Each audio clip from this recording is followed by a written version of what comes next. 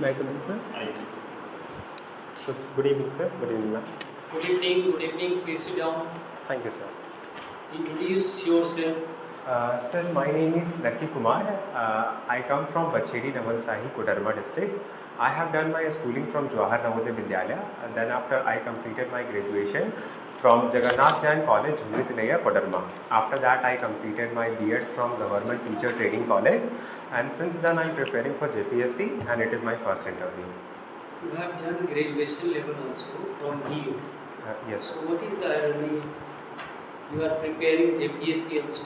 Yes, sir. So what is the priority? Sir, actually, when I was involved in the preparation, You are writing in English medium, English? yes, sir. Then discuss. Sir, when I was involved in the preparation of JPSC, that particular time I wanted to opt for I wanted an optional. I wanted an optional thing also, and for that I was involved in B.Ed. Since the notifications of JPSC was not regular, that's why. So did you appear the last time also? No, sir, it is my first. This is the first time. Yes, sir. Okay. So did you discuss with any other person those who have qualified? And they might have shared something. Yes, sir. Nowadays the candidates are very smart. Yes. Going through the online, YouTube, video, chat GPT. So they are preparing about that. Yes, sir. Have you gone through the syllabus also? Yes, sir. What is your language? Sir, my language is Kotha. Okay. Yes, sir. But you are writing in English. Yes, sir. Okay. So have you heard the story of David and Goliath? David and? Goliath. Have you heard this story? Sorry, sir. Okay. The last lesson, Sorry, sir. 12th class, you might have gone through the last lesson, M. Hamel. Yes, sir. What is the takeaway of this story? Very interesting story. Sorry, sir. I can't remember right now. France, that is the character. Alsace and Lorraine. Lorraine, these are the two places, and historical knowledge, political science knowledge. Prussia at that time captured the Alsace and Lorraine, and they were told that from next day the French will not be taught in the classes. The M. Hamel was a very popular teacher. How to face the challenges of the public or reaction or something like that. He has started taking the last lesson, that was the English literature 12th class, CBSE. Yes, sir. And this is a marvelous story. And he narrated about that, what is the impact of language, like quoting, like local language. That is very important. We cannot compel them to tell in English or something like that. Yes, sir. So, local dialects are knowledge like French at that time, that was the masterpiece, and how M. Hamel faced the challenges and solved the problems also. Yes, sir. That is the leader, administrator, always have the challenges, always have the solution. Do you feel? Yes, sir. Do you feel it's okay? Yes, sir. A smooth sea do not make a skillful mariner. Sorry, sir. A smooth sea do not make a skillful mariner. Challenges.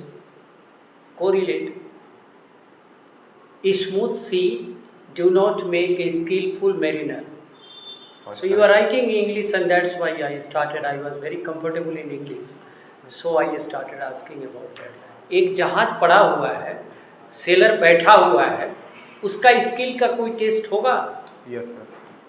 क्या test होगा? वो तो कोई जहाज पड़ा हुआ है, जहाज तो जब चलेगा तब ना टेस्ट होगा. Sir, if he had gone for a voyage, only then. नहीं, he has not gone for me. Then there would be. The smooth, अरे भाई जहाज बैठा हुआ है, smooth sea do not, जहाज समुंदर शांत है, जहाज पड़ा हुआ है. Okay. Can you test this person, No, sailor? sir. No, sir. So like that, administrative officers always face the challenges. Always think about that कि मैं जाऊँगा 10 प्रॉब्लम आएगा, 10 challenges आएगा, and we have to prepare the mindset how to come out with the solution. Yes, sir. जनता दरबार लगा के आए, public grievances को सुने, अपने एडमिनिस्ट्रेटिव टीम वर्क से काम करें, Yes, sir. मैनुअल्स पर पढ़ें कि गवर्नमेंट का मैनुअल, उससे आपका फायदा होगा. तो हमेशा माइंडसेट प्रशासनिक अफसर को खास करके वो चैलेंजेस के लिए ही बने हुए हैं. अदरवाइज वो तो कहीं टीचर बने रहेंगे.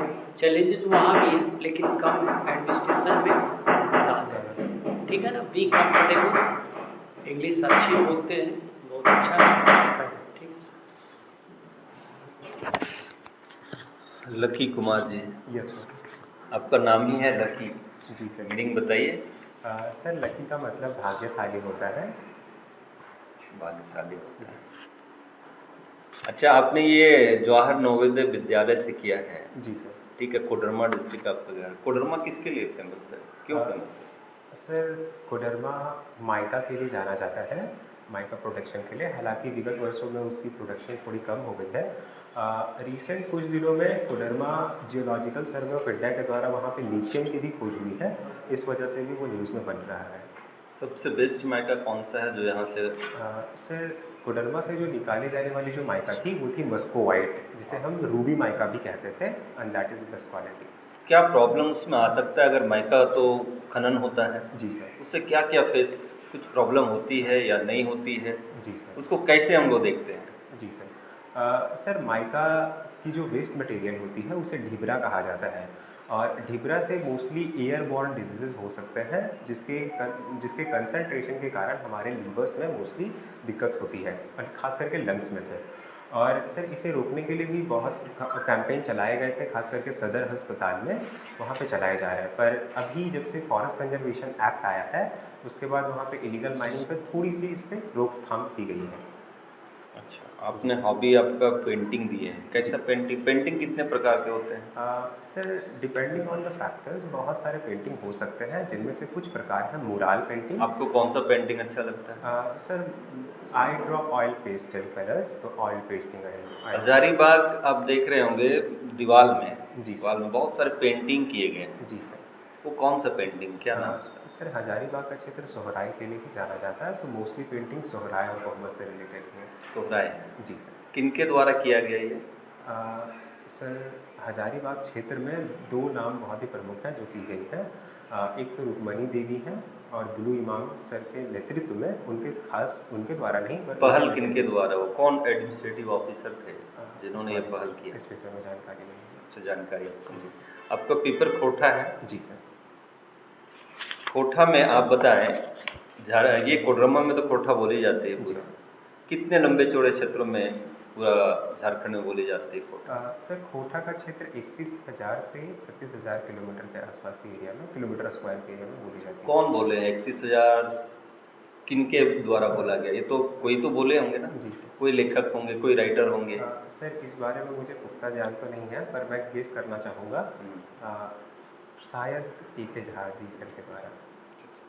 और बताएं, ये आप खोटा में पढ़े होंगे, खोटा का उद्भव कैसे हुआ? खोटा भाषा। सर खोटा भाषा के उद्भव को लेकर बहुत सारी मत हैं, जिनमें से कुछ प्रमुख मत रहे हैं प्राकृत और प्रकृति सिद्धांत, जो प्रमुखता कौन दिए हैं? प्रकृति के द्वारा किनके द्वारा बताया गया? ये मुख्यतः A.K. झा सर के द्वारा और कृष्ण चंद्र दास आला इनके प्रमुख मतदायी थे।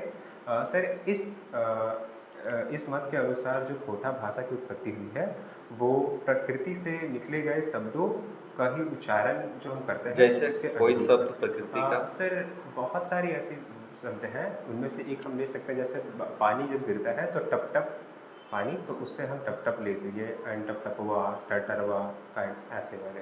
कोई महिला खोटा में जो लेखक हैं, जी सर। उनके बारे में जानकारी है, कौन है? सर खोटा में बहुत सारी महिलाएं हैं, महिला साहित्यकार हैं, उनमें से प्रमुख है शशि कुमारी। उनका कोई रचना? सॉरी सर, मैं याद नहीं कर पा रहा। आपने पहला प्रेफरेंस क्या दिया है? Sir administrative services. और दूसरा? Police services. Police service. आपको अगर कोडरमा डिस्ट्रिक्ट में ही बना दिया जाए जी sir. As a DSP, yes sir. वहाँ आप जान रहे हैं कोडरमा में क्या प्रॉब्लम है, 2-4 प्रॉब्लम गिनाइए, उसका सल्यूशन आप कैसे कीजिएगा जी as a DSP? Sir Koderma की कुछ प्रमुख परेशानियों में से है, पहले तो माइग्रेशन की समस्या है। माइग्रेशन? जी सर। तो वो आप लॉ एंड ऑर्डर को कैसे जी देते सर, हैं? चलिए वो ठीक, माइग्रेशन बताइए। की समस्या है। अगर लॉ एंड ऑर्डर के हिसाब से देखें सर, तो वहाँ पे खास करके कोडरमा में असनाबाद एक एरिया है जो मुख्यतः कम्युनल के लिए कम्युनल वायलेंस के रूप में जाना जाता है, कम्युनल वायलेंस क्षेत्र में आता है। तो अगर मेरी पोस्टिंग उस रूप में होती है तो मैं पहले कोशिश करूँगा कि किसी भी प्रमुख त्योहारों में, त्यौहार अवसर में जो दंगे के मुद्दे होते हैं या जिस समय दंगे भड़कने के चांसेस होते हैं, वहाँ मैं पहले से ही लॉ ऑर्डर मेंटेन करके रख सकूँ। खास करके जो 2 गुट हैं या जो भी गुट हैं उस जगह के, उनके प्रमुख लोगों से मैं पहले से बात करूं और जो दंगे भड़काने वाले तत्व हो सकते हैं उन पर मैं नियंत्रण पाने की कोशिश करूं। आपका दो अपना खासियत बताइए क्या है? सर मेरी पहली खासियत यह है कि मैं बहुत ही ज़्यादा मैं सर नई चीज़ों को सीखने में ज़्यादा जोर देता हूँ। उसके अलावा मैं नए इन्वायरमेंट में ढलना ज़्यादा पसंद करता हूँ और मैं ढल सकता तो हूँ। कैसे ढालिएगा आप इसको अपना एज ए एडमिनिस्ट्रेटिव ऑफिसर में? Sir during training. चलिए ठीक। Thank you. लकी जी, आपने इंटर जेएनवी से किया है। Yes sir. Of course schooling भी उसी से हुई है। How many JNV in Jharkhand? या sir in Jharkhand we have 26 January. 26? Yes, sir. Are you sure? Yes. Then आपकी जो ग्रेजुएशन हुई है जे कॉलेज झूमी थी ले? Yes. J that means sir JJ stand for Jagannath Jain. कौन थे? So Jagannath Jan was the person who donated that land to build that college. What is the difference between micro and macro economics? Sir, micro and macroeconomics can be differentiation on the basis of the implications of the economic thought. If the economic activities are conducted on a smaller scale, it is microeconomics. But if it is conducted on a larger scale, it would be a macroeconomics. अभी आपने बात कर रहे थे कोडरमा के संदर्भ में। Yes, sir. Lithium detect हुआ है Yes, sir. किस क्षेत्र में? सर लिथियम चंदवारा के क्षेत्रों में भी पाई गई है और कुछ कुछ ढाब के क्षेत्रों में भी मिली है। आप कम्युनल वायलेंस की बात किए, Yes, sir. हसनाबाद को आपने डिनोट करने का काम किया। मेरे ख्याल से आप जहाँ से बिलोंग करते हैं नवलसाही, Yes, sir. कुछ दिन पहले ये नवलसाही भी चर्चित रहा। जी सर। किस लिए? Sorry sir. इसी कम्युनल राइट पे चल है ना? ठीक है। आपके क्षेत्र में एक प्रमुख समस्या है जिसकी जिक्र आपने किया, सिरोसिस बीमारी के रूप में, जो माइका का अवशेष है, ढिबरा है। जैसा कि आप जिस क्षेत्र से आते हैं, चाहे वह नवलसाही हो, ढाब हो, थाम हो, सारे क्षेत्रों में अवैध रूप से लोग जाके ढिबरा खुदाई का काम करते हैं। अमूमन आए दिन उसमें दब के मर भी जाते हैं। जी सर। हादसा होती रहती है, जी सर। फिर भी लोग उससे बाज नहीं आ रहे हैं। जी सर। आप कैसे रोकने का प्रयास करिएगा उसको? कैसे, मान लीजिए एज ए आप ब्लॉक डेवलपमेंट ऑफिसर उस क्षेत्र में जाते हैं, तो इसको कैसे रोकिएगा? सर सबसे पहले मैं समस्या का कारण समझने की कोशिश करूंगा, जिसके कुछ प्रमुख कारण हैं वैकल्पिक रोजगार का ना होना। अगर हम कितने भी नियम बना लें पर अगर वैकल्पिक रोजगार उपलब्ध नहीं कराएंगे तो लोग अल्टीमेटली वहीं चले जाते हैं सर। तो एज ए एडमिनिस्ट्रेटर मेरी पहली प्राथमिकता होगी कि मैं आसपास के जो भी जो कम्युनिटी लोग हैं, कम्युनिटी के लोगों से मैं बात करूंगा, उन्हें जानकारी दूंगा। साथ ही साथ मैं वैकल्पिक रोजगार, जैसे कि अभी जो भी मनरेगा के तहत जो रोजगार की सुविधाएँ या फिर जो स्किल डेवलपमेंट के अंतर्गत जो सुविधाएँ दी जाती हैं, मैं उन्हें प्रोवाइड करने की कोशिश करूँगा। ठीक है, आप जैसा बोल रहे हैं, लेकिन आपके ढाब के ही एक कृषि कार्य करने वाले को बेस्ट कृषि का अवार्ड मिलता है, जी सर। तो आप कैसे कह सकते हैं कि वहाँ मनरेगा से काम नहीं हो रहा है? सर मनरेगा से कुछ क्षेत्रों में काम हुई है, कुछ क्षेत्रों में काम पूरे तरीके से क्रियान्वयन उसका नहीं हो पाया है। तो जहाँ तक संभव हो सके मैं जो काम किए गए हैं बस उसे आगे बढ़ाने की कोशिश करूँगा। चलिए, गुड। आप बताइए, पेंटिंग आपकी हॉबी है। जी सर। भारत का प्राचीनतम पेंटिंग का प्रमाण कहाँ से मिलता है? सर भारत में प्राचीनतम पेंटिंग के प्रमाण में भीमबेटका से मिलते हैं। किस तरह का पेंटिंग है वहाँ? Sir Bhimbetka painting is pre historic painting है। प्री हिस्टोरिक का Yes. मतलब क्या है? सर प्री हिस्टोरिक का मतलब सर इतिहास के संदर्भ में प्री हिस्टोरिक उस काल को कहा जाता है जिसमें हमें लिखित साक्ष्य नहीं मिलते हैं। और गुप्त काल में भी कुछ पेंटिंग मिले हैं। जी सर। कुछ प्रसिद्ध पेंटिंग का नाम बता सकते हैं? सर गुप्त काल में जो प्रमुख पेंटिंग मिले हैं वो भी केव पेंटिंग ही रहे, जिनमें से प्रमुख अजंता की पेंटिंग और एलोरा की पेंटिंग रही है। और उनमें खास करके भगवान अप्सरा का पेंटिंग का नाम सुने? अप्सरा का सॉरी नहीं सुने? इसमें ये तो से पता मिडेवल फेज में जी सर। वो कौन सा शासक था जो पेंटिंग पर उसका बहुत इंक्लाइनेशन था? सर जहांगीर। जहांगीर। जी सर। उसके काल के प्रसिद्ध पेंटर का नाम बताइए कुछ। सॉरी सर, मैं याद नहीं कर पा रहा। मकबूल फिदा हुसैन का नाम सुने? Yes sir.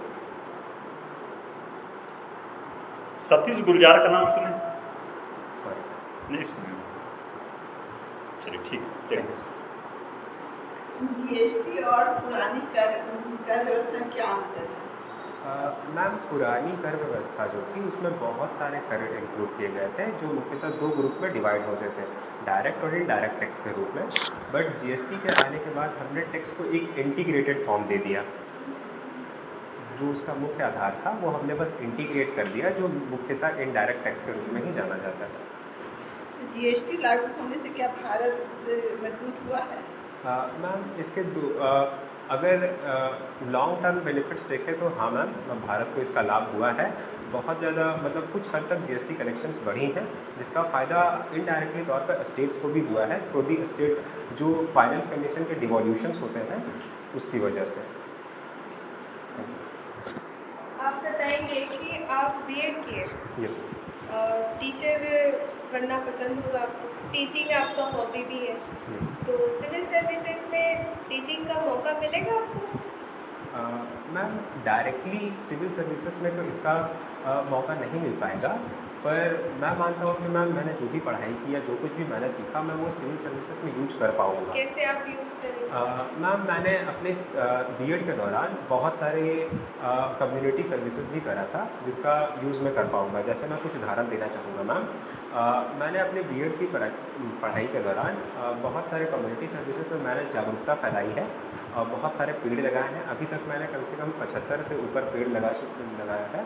तो और मैंने मैटरनिटी रिलीफ के अलावा रोड सेफ्टी के ऊपर भी लोगों के साथ जानकारी बांटी है, उसके ऊपर बहुत सारे रैलियां निकाली हैं। तो मुझे लगता है कि अगर मुझे नीतियों की समझ है तो मुझे अगर इस क्षेत्र में थोड़ा सा मिले तो मैं कर पाऊँगा। एज एन एडमिनिस्ट्रेटर आप अपने hobbies, painting, teaching, local awareness तो आपका काम आ जाएगा, और free education to poor children, तो आप इसके लिए टाइम निकाल पाएंगे? कैसे मैनेज करेंगे? ये कुछ प्लान किए हैं आप पहले से?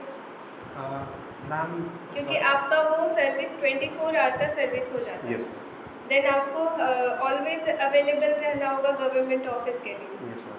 तब आप ये हॉबीज़ को कैसे टाइम देंगे? कुछ प्लान किए हैं? मैम हॉबी मैं हमेशा हॉबी के लिए अवेलेबल तो नहीं रह पाऊँगा, पर जब भी मुझे इसके लिए समय मिलेगा तब मैं वो उसके लिए डेडिकेट होना चाहूँगा। पेंटिंग से क्या सीखे आप? मैम पेंटिंग मुझे बहुत कुछ सिखाती है। सबसे पहली चीज़ जो मुझे सिखाती है वो है अटेंशन। पेंटिंग की वजह से ही मैं अपने अन्य कार्यों में बहुत ही फोकस रहकर काम कर पाता हूँ। उसके अलावा मैम मैं क्रिएटिविटी अपनी दिखा पाता हूँ पेंटिंग की वजह से ही। साथ ही साथ मैं छोटे छोटे डिटेल्स पे काम कर पाता हूँ जिसका लाभ मुझे एडमिनिस्ट्रेटिव सर्विसेज में मिल पाएगा। इसका यूज़ आप एडमिनिस्ट्रेशन में करेंगे? Yes ma'am. ठीक है। Thank you sir. Thank you.